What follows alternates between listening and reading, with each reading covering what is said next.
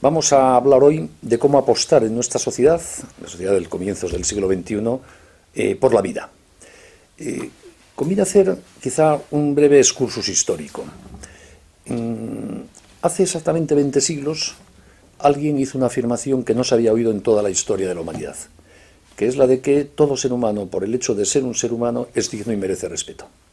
Eso, hasta que llega el mensaje cristiano, no había sido defendido por nadie. Y es una gran novedad revolucionaria. Y desde que aquellos primeros cristianos van convenciendo a aquellos romanos y pueblos limítrofes de que todos los seres humanos somos dignos, empieza la historia occidental, que es una historia de compromiso humanista progresivo. Es de hecho este mundo occidental del que formamos parte los países europeos, americanos, etcétera, el que construye una sociedad que se va comprometiendo progresivamente con la vida. Solo aquí, en el seno de esta cultura occidental, hemos descubierto el concepto de dignidad humana, hemos teorizado los derechos humanos, hemos ido suprimiendo progresivamente las diferencias y discriminaciones entre hombre y mujer, hemos afirmado que los niños también merecen respeto, hemos ido erradicando la tortura como método procesal de prueba, hemos sometido incluso a criterios éticos los últimos poderes del Estado, o lo estamos intentando, como el de la pena de muerte o la guerra. Solo aquí hemos afirmado que todo ser humano tiene derecho a la vida. Y eso ha costado. A pesar de ese convencimiento desde el inicio de la cultura cristiana de que todo ser humano es digno, sacar las conclusiones prácticas y operativas y para la organización social de que eso es así ha llevado mucho tiempo. La prueba es que la esclavitud nos ha costado casi 20 siglos erradicarla y no está erradicada del todo. Y que la discriminación de la mujer sigue presente en muchas de nuestras sociedades. O sea que se ve que los seres humanos, entre la afirmación teórica y la vida práctica, a veces tenemos un lapso que cuesta construir. Pero llama la atención que así como muchas de las implicaciones de la afirmación de la dignidad del ser humano nos ha costado sacar sus consecuencias prácticas, sin embargo, nadie desde el minuto uno de la era cristiana afirmó nunca hasta la época moderna que se podía matar al no nacido para resolver problemas. Es curioso. Se desarrolló la cultura cristiana conviviendo con la esclavitud, con la tortura, con la discriminación de la mujer y con todo tipo de barbaridades. Pero nunca nadie, no hay ni una excepción, afirmó que abortar era una forma razonable o legítima de resolver problemas. ¿Y por qué? Creo yo, porque en la esencia de esta cultura humanista, propia de la civilización cristiana, estuvo muy claro desde el primer día que el más indefenso de todos nosotros no nos da ningún poder sobre él, sino que nos genera una especial obligación de cuidado, precisamente porque es el más indefenso. Y de hecho, hasta prácticamente el siglo XIX, nadie defiende el aborto en el mundo occidental. Hubo abortos, como hubo violaciones y asesinatos, pero nadie defendió teóricamente el aborto. Y repito, se defendieron muchas tonterías y muchas prácticas inhumanas. Durante mucho tiempo el aborto jamás nadie. Y sin embargo, en el mundo actual, el aborto es el gran drama de la humanidad, el problema más grave y serio que tenemos. ¿Qué ha pasado para que se rompa esa tradición de casi 2000 años de compromiso con la vida? Pues lo que ha sucedido es que en el mundo moderno se ha roto, por decirlo así, las raíces que nos tenían atados a esa vieja forma de entender el ser humano como algo digno. El mundo occidental es como un gran río que se nutre con las aguas que proceden de 3 afluentes. Uno está en Atenas, otro nace en Roma y otro en Jerusalén. De los griegos hemos heredado la confianza en la razón. Si ponemos un ejemplo ya con una persona muy concreta, Sócrates. Sócrates vive en un momento cultural en el que Atenas tiene conocimiento, ahí está todas las guerras de Alejandro Magno, la expansión comercial de Atenas, de que en el mundo hay culturas muy distintas, de que en unos pueblos se creen unos dioses y en otros pueblos en otros dioses distintos, que en unos pueblos hay una forma de organizar la sociedad de una manera y en otros de otra distinta, etc. Y ante ese pluralismo de dioses, leyes, costumbres, hubo 2 formas de reaccionar. La que en la historia del pensamiento encarnan los sofistas, que son unos personajes que vinieron a decir, ante esa pluralidad de dioses, leyes y costumbres, no hay quien se aclare, cada uno que viva lo mejor que pueda y ya está. Y otra que es la de Sócrates, que dice, yo, por ser humano, tengo que aclararme. Tengo que hacer el esfuerzo de discernir cuáles son dioses ciertos y cuáles no son de verdad, o no existen. ¿Qué forma de organizar la vida política de Atenas hace a esta sociedad más justa que otras formas posibles que veo en otras sociedades, etcétera, etcétera? Es más, se preguntó, Entre las distintas formas de ver lo humano que existen en las culturas que yo conozco, tengo que discernir cuál es la más adecuada a la realidad, porque me juego mi felicidad. Y Sócrates, para apostar por la razón, para aclararse, utilizó un método que es profundamente moderno. No se encerró en una biblioteca a pensar sobre las cosas, sino que salió a las calles de Atenas y se puso a hablar.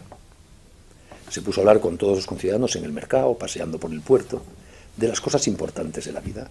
Hablaba de Dios, de la felicidad, de la justicia, del bien. Y en esas conversaciones, en esos diálogos que hemos recibido a través de los diálogos de Platón, Sócrates ayudaba o intentaba ayudar a sus interlocutores a aclararse, a tener criterios ciertos, y él mismo iba depurando sus propias ideas al contrastarla con las objeciones que le planteaban. Por eso en el origen de esa civilización está la apuesta griega socrática por la razón, esa confianza de que los seres humanos pensando nos podemos aclarar.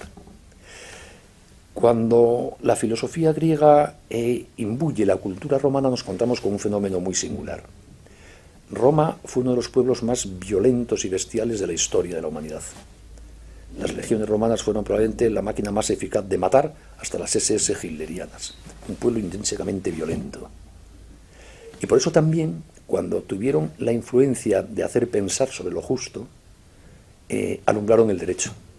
Y el derecho romano sigue estando en la fuente de nuestra cultura jurídica.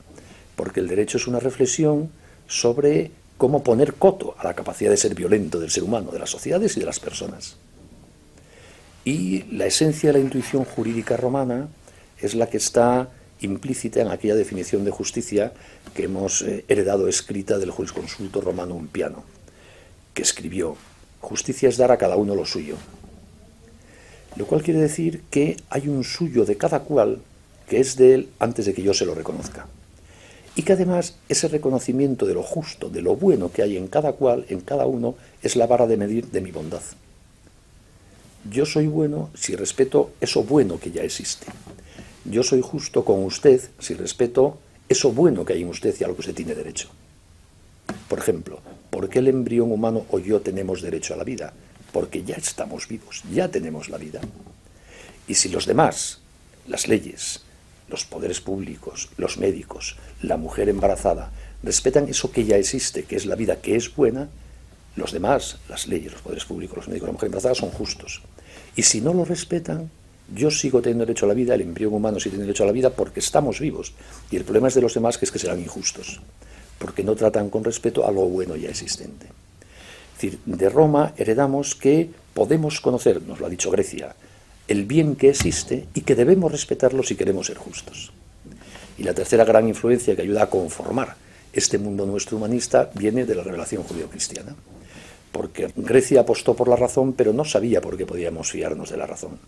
Roma apostó por respetar lo justo natural, pero no sabía por qué había algo bueno en la naturaleza.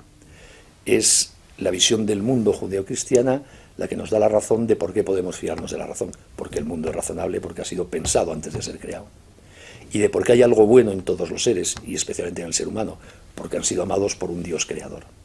Por eso la influencia cristiana sobre la cultura grecorromana dio un especial impulso de eficacia y de coherencia a estas intuiciones griegas y romanas. Y por eso nuestra civilización ha sido humanista, comprometida con la vida. ¿Qué nos sucede hoy día? Que la cultura contemporánea ha roto con esa tradición judeocristiana. Nos hemos desarraigado ya de ella. El mundo moderno desconfía de la razón. Descartes nos hizo dudar de que con la razón pudiésemos conocer con certeza la realidad de las cosas. Kant nos convenció de que no podemos conocer con certeza la realidad de las cosas. Y desde entonces el mundo moderno es una deriva irracional. Hecha a veces en nombre de la razón, pero ya no es la razón socrática, es la razón cartesiana. Una razón que se encierra en sí misma para buscar en el propio interior de cada persona la verdad. Mientras que la razón socrática, la buena, es la que sale de sí misma para, mirando el mundo con cariño, buscar lo bueno existente.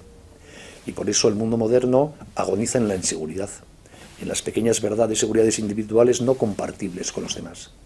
Uno de los grandes problemas de nuestra época es esta falta de confianza en la razón, que lleva al relativismo, al escepticismo, a la desconfianza en la verdad de las cosas, y que nos impide entender por qué hay algo que siempre es bueno y valioso, por ejemplo, el ser humano, que nos permite entender que si la vida merece la pena no caben excepciones en el compromiso con la vida.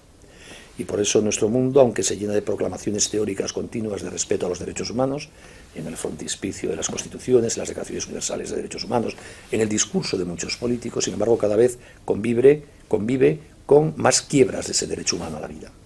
Y ahí está el aborto, ahí está la eutanasia llamando a la puerta de muchos de nuestros países, ahí está el acostumbramiento a la manipulación en el contexto de las técnicas de reproducción asistida de los embriones, ahí están tantas investigaciones biotecnológicas que utilizan la vida humana en sus primeras fases de desarrollo como un material biológico despreciable y sin valor.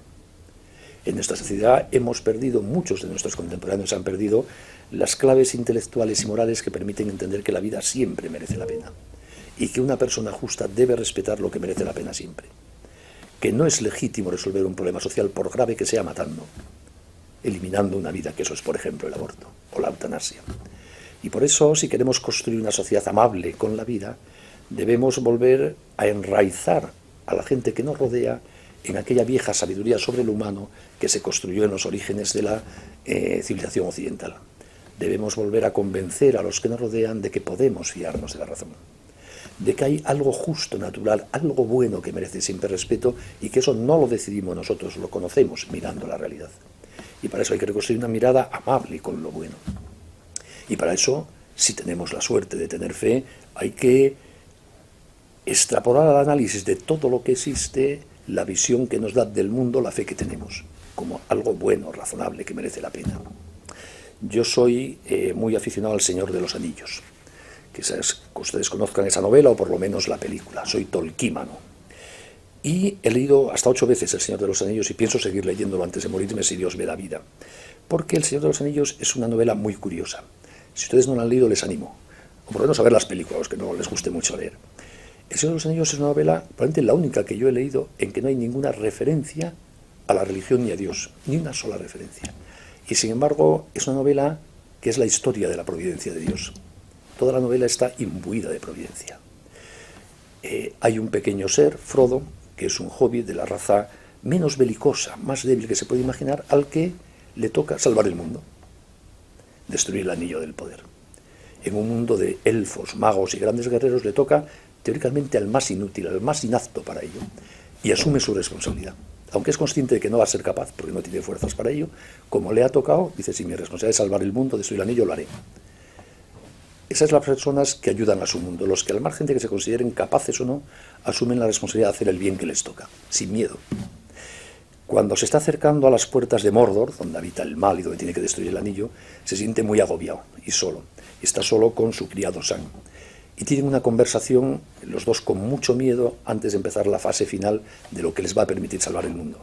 Sam le pregunta a Frodo, Señor, las grandes historias no acaban nunca, que es como preguntar, la nuestra no va a acabar de una vez porque estaban agobiadísimos.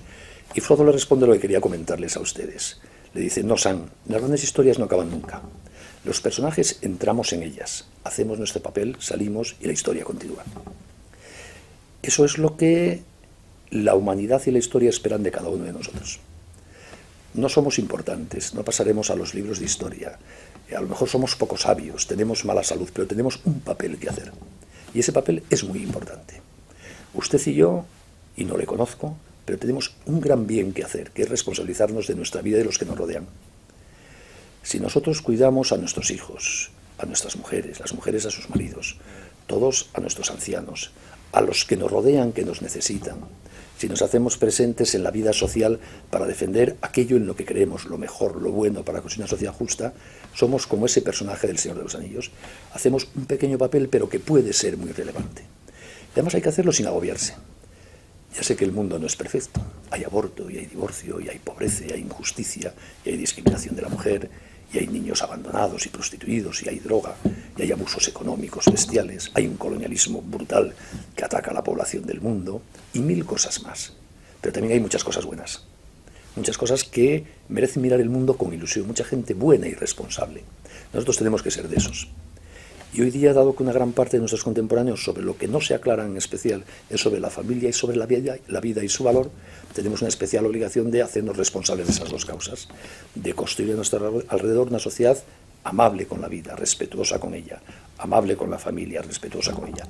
Y todos podemos hacer algo, por lo menos cuidar a los nuestros, no tener miedo a dar vida, por ejemplo. qué maravilla es crear un ser humano. Qué importante es ayudar a las mujeres embarazadas, para que ninguna esté sola ante los problemas derivados de un embarazo problemático. Y no solo pedir a los gobiernos que las ayuden, que también hay que hacerlo, sino nosotros responsabilizarnos de las mujeres que están a nuestro alrededor. En mi país, en España, tenemos una experiencia preciosa. Hemos promovido unos cuantos una ONG que se llama Red Madre, que es una movilización de voluntariado para estar al lado de las mujeres embarazadas con problemas, para decirles, tus problemas son mis problemas. Vamos a resolverlos juntos. No vas a estar sola nunca. ¿Y saben ustedes lo que sucede? Que un 80% de las mujeres a las que llegamos no abortan. Y no tenemos medios económicos. No somos la sanidad estatal ni la seguridad social. Damos cariño. Y solo con cariño se evitan miles de abortos. La experiencia del voluntariado de Red Madre es que no compramos la voluntad de la mujer con ayudas para que no aborte, sino que le damos cariño, la mujer decide no abortar y luego la ayudamos en lo que podemos. Pero es el cariño, el superar esa fase de soledad, de abandono, de miedo, lo que lleva a muchas mujeres que se habían planteado abortar a decidir seguir adelante con su embarazo. Lo cual quiere decir que si cada uno fuésemos capaces de mirar con cariño a las mujeres que a nuestro alrededor pasan por dificultades como consecuencia de su embarazo, de no mirar para otro lado y acercarnos a ellas, sonreírlas, felicitarlas y decirle, tienes problemas, ¿te puedo ayudar en algo? No digo que acabásemos con el aborto, pero casi seguro que podríamos acabar casi con el aborto en el mundo. En mi país, en España, hay todos los años más de 110.000 abortos. La experiencia en Red Madre es que cada 10 mujeres que conectan con esta red de voluntariado, 8 no abortan.